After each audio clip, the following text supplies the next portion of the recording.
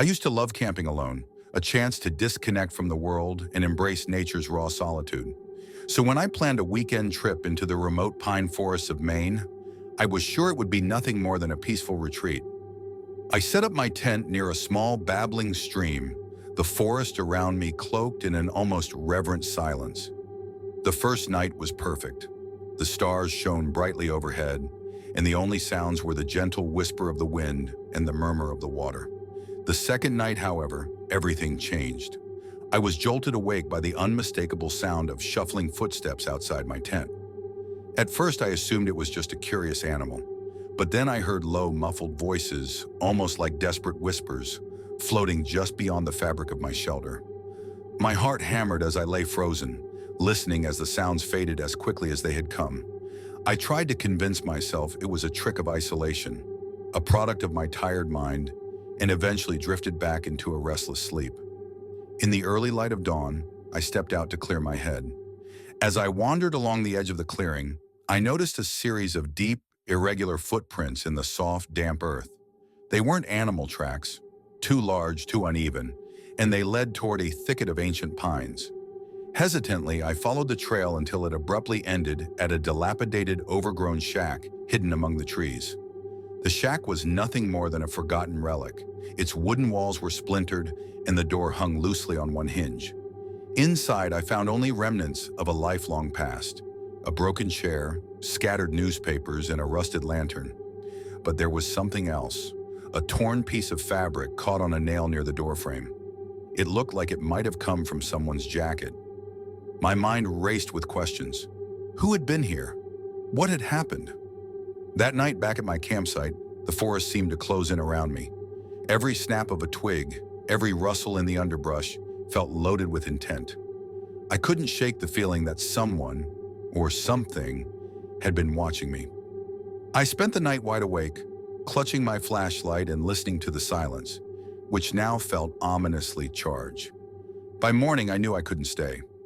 I packed my gear in haste and began the long trek back to the trailhead. Each step was a struggle, as the earlier footprints seemed to follow me, echoing in my mind even though they ended at the shack.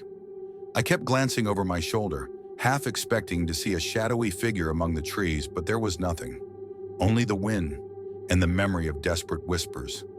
I eventually flagged down a passing car and made it back to civilization. Once in town, I couldn't let go of what I had experienced. I visited the local ranger station and mentioned the footprints in the abandoned shack. They listened, their expressions grim, and confirmed that a hiker had gone missing in those woods 2 weeks earlier. They hadn't found his body, but there were rumors. A troubled local man, known for his erratic behavior, had been seen in the area around that time. Some believed he had taken the hiker, others that the forest itself had swallowed him up. I never learned the full truth. The investigation fizzled out, and the missing persons case remained unsolved. I returned to my normal life, but the memories never left me. Every time I drive past those remote pines or step into a quiet forest, I recall the heavy silence, the irregular footprints, and the desperate whispers that night. I no longer camp alone. The wilderness is beautiful, but sometimes the most terrifying horrors are those that can be all too real. And I've learned that solitude in nature can reveal more than just peace. It can expose the darkest corners of human desperation. I used to cherish my late-night drives, the open road, the quiet hum of the engine, and the freedom of solitude. That was until one bitter winter night transformed my safe haven into something I still can't shake. It was shortly after midnight on a bitterly cold February evening when I began my journey home after a long shift. I was driving along a desolate highway, flanked by dense, snow-covered forests. I'd taken this road many times before, but that night the atmosphere felt different. An eerie stillness pressed in from every side. As I cruised steadily, I caught a glimpse of headlights in my rearview mirror. At first, I assumed it was just another late-night traveler, but these headlights were unusual. They appeared suddenly and maintained a constant distance from my car, never gaining, never falling back. I switched lanes and even accelerated, yet the car shadowed my every move. My heart began to race as I tried to dismiss it as a trick of the isolation. But then, The headlights flickered on for a split second before turning off entirely, leaving only the empty road behind in my mirror. A few minutes later, while driving through a long, winding stretch of road bordered by silent trees, I noticed a dark smear on the rear window. A handprint, smeared and sticky against the glass. My skin crawled. I pulled over at a deserted gas station, my breath visible in the frigid air, and examined the mark. It was as if someone had pressed their cold hand against my car. I wiped it away, but the unsettling feeling only deepened. Determined to shake off my anxiety, I resumed driving. Then, without warning, my radio cut to static, and my phone lit up with an incoming call from an unknown number.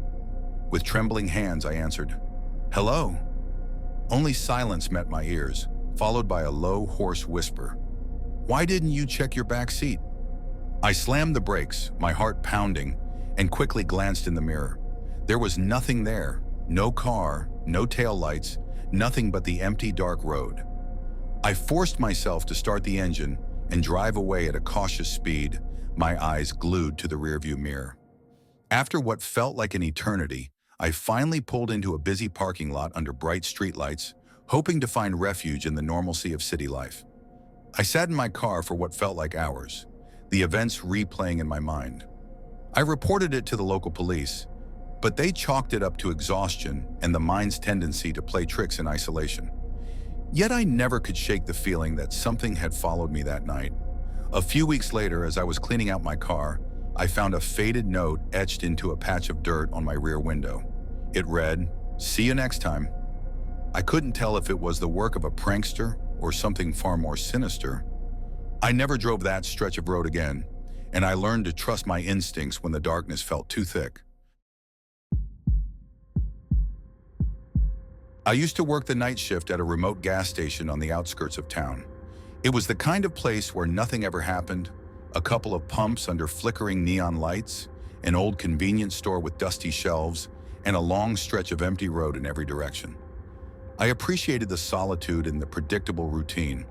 A few truckers stopping by for coffee and snacks, a handful of regulars who never spoke much, and the constant hum of the pumps in the background. One cold winter night, around 3 a.m., everything changed. I was closing up for my shift when a car pulled into Pump 5. It was an old, beat-up sedan, its headlights off, parked awkwardly at the pump. I hadn't seen it arrive, and nothing seemed out of place at first, until I noticed the driver never got out. I watched through the security cameras, puzzled. The car idled silently and no one stepped out, even though the engine was running. I decided to step outside and check. Bundled in my heavy jacket, I walked toward the pump.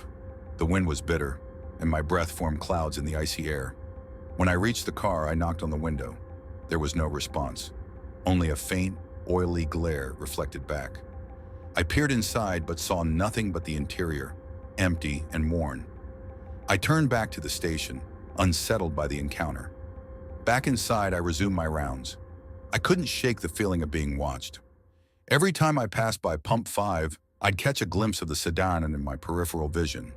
Then around 3:30 a.m., I received a call on the station's landline. The caller ID was blocked. I answered hesitantly, "Hello?" For a moment there was silence, a heavy pause that seemed to stretch for eternity. Then a low, distorted voice whispered, "You shouldn't be here." My heart pounded. I ended the call immediately and checked the cameras again. The car was gone. I scoured every angle of the lot, but nothing looked unusual. Still, the unsettling message lingered in my mind. I tried to convince myself it was a prank or some technical glitch. But then, while restocking the shelves, I noticed something on the counter. A small scrap of paper, as if someone had scribbled a message and left it behind. I unfolded it carefully. In shaky handwriting, it read, "I'm watching." I felt a chill that wasn't entirely due to the cold. I locked the store's front door and went back to the security monitors. For the rest of my shift, I kept my eyes fixed on the feeds, too alert for comfort. When my shift ended at 5 a.m., I left in a hurry, my mind racing with possibilities. I told myself I'd report everything to my supervisor the next day, but I never did. The experience was too inexplicable, too disturbing. Weeks later, while cleaning out my car, I found a smear of grease on the rear window, and etched in the dust was a single message: See you again. The handwriting was crude, unrefined, a final, ominous signature left by whoever had been lurking in the shadows that night. I never went back to that gas station. I changed jobs soon after, unable to shake the feeling that on that cold winter night I had encountered something, someone, that had watched me long after I thought I was alone.